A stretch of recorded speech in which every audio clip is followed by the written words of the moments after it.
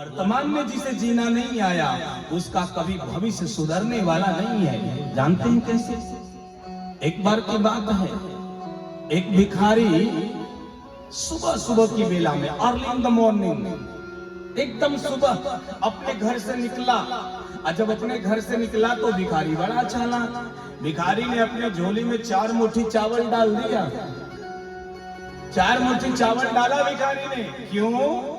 बोले पप्पू सैनी के दरवाजे पर चावल का जब गठरी खोलेंगे और बोलेंगे भिक्षाम देहि, और जब वो गठरी में देखेंगे 4 मुट्ठी चावल पड़ा है, समझ जाएंगे बगल में तिवारी जी ने 4 मुट्ठी डाला है, हम क्यों कम दें, वो 8 मुट्ठी डालेंगे।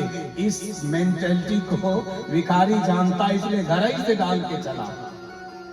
4 मुट्ठी चावल घर ही से डाल के चला। रास्ते पर आया, सुबह की बेला में मुख्य मार्ग पर आया, मेन हाईवे पर आया। और जैसे मुख्य मार्ग पर आया, भिखारी ने देखा सामने से राजा चला था रहा है।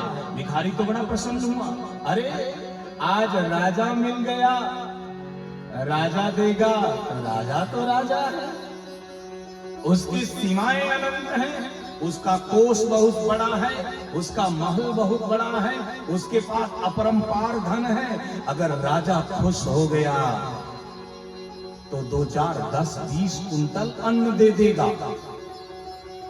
सोच रहा था, सड़क पर चल रहा था और सोचते सोचते सोचा, अगर राजा प्रसन्न हो गया, हीरा मोती सोना चांदी जवाहरात दे दिया तो दरिद्रता खत्म हो जाएगी। चल रहा है, सोच रहा है, फिर आगे बढ़ा, फिर सोचने लगा, अगर राजा प्रसन्न हो गया, जमीन जायदाद दे दिया तो जिंदगी भर भिक्षाटन नहीं करना पड़ेगा। सड़क पर चल रहा था, दिमाग में सोच रहा था, राजा का रथ आ गया। भिखारी को नहीं पता चला। राजा रथ से उतर गया, भिखारी को नहीं पता चला। राजा भिखारी के सामने खड़ा हो गया, भिखारी को नहीं पता चला। भिखारी को कब पता चला? जब राजा ने अपना आंचल खोल दिया और राजा आंचल खोल करके भिखारी से बोल बैठा, भिक्षाम दे। उलट गया मामला। कहां भिखारी मांगने वाला था, कहां राजा मांग बैठा। भिखारी के पांव के तले जमीन फट गई। जिसने जिंदगी भर मांगा हो उसे देना पड़े, कैसे दे सकता? सोच में पड़ गया। राजा ने हंस के कहा, मान्यवर, आज मेरे राज ज्योतिषी ने कहा है राजन, आज जो पहला व्यक्ति मिल जाएगा, अगर उससे भिक्षा मांग करके उसका प्रसाद बना करके पाओगे तो राज्य के ऊपर आने वाली विपत्ति टल जाएगी। इसलिए राज्य हिताय भिक्षाम दे, राज्य के हित के लिए भिक्षा मांग रहा हूं।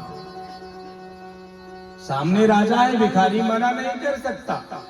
भिखारी ने अपनी झोली में हाथ डाला, एक मुट्ठी चावल निकाला, राजा के आंचल तक ले गया।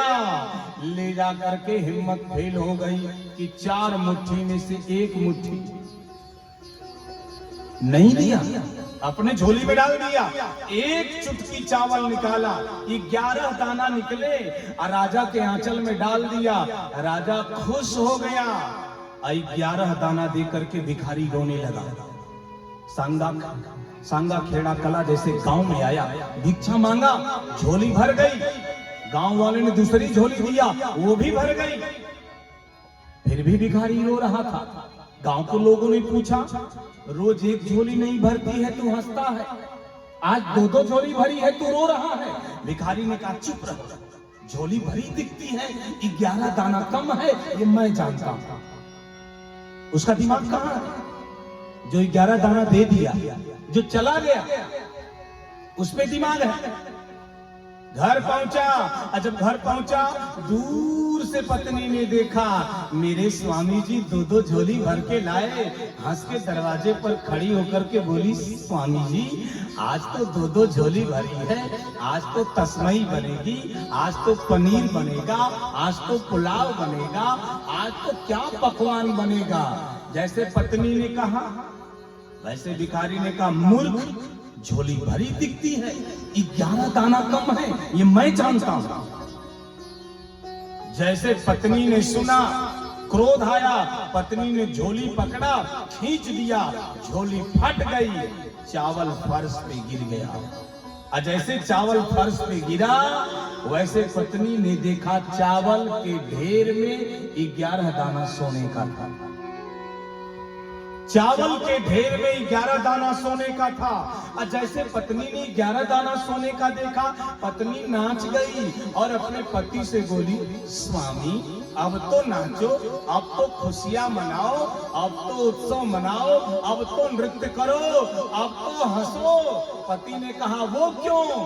पत्नी ने कहा, चावल के ढेर में 11 दाना सोने का है। और जैसे भिखारी ने सुना 11 दाना सोने का है, भिखारी और जोर से रोने लगा। पत्नी ने कहा, अब क्यों रोते हो? भिखारी ने कहा, मूर्ख, अगर सब दे दिया होता तो सब सोने का हो गया होता।